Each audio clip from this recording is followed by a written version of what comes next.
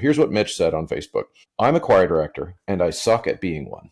Like actual dog water, as the kids say. Here are some of the things I need guidance on to be more confident during rehearsal. How to structure a rehearsal with an end goal in mind besides just running through the pieces. How to give short and concise directions. Being present to how the singers sound instead of sticking to the music in my head. You're on the right track because that means you're asking the right questions. Science, but here's how it generally happens for a lot of us that actually make it into into the third decade of teaching, is that your first year you suck at it. But the problem is there you don't know that you suck at it because you have nothing to compare it to, and so a lot of times first year teachers come into that honeymoon phase where there's like, hey, I'm getting paid, I've got a choir, I've got a music appreciation class, I'm living the dream, this is what I always wanted, but your pedagogy's trash, your pacing is trash, the kids are learning very little, classroom management is bad, but it doesn't really dawn on you that those things are bad because you're still loving the job and all of that. And I tell student teachers that's how it's going to be next year for you,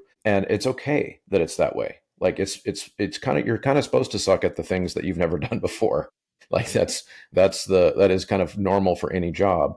And then year 2 and 2, 3-ish for a lot of young teachers are the hardest years. Sometimes that can go year 2, 3, 4 because at that point you sucked in year 1 because now you've got some actual perspective to look back on and go, oh my goodness, I am not doing a very good job. And then by about year 5, you will have had enough, finally, kids cycle through so that you can start kids afresh a second time or a third time, because that's what it takes actually in teaching, especially in an ensemble music program like a middle school or a high school where we see kids for multiple years, that by approximately year 4 or 5, you start to feel like you are a professional.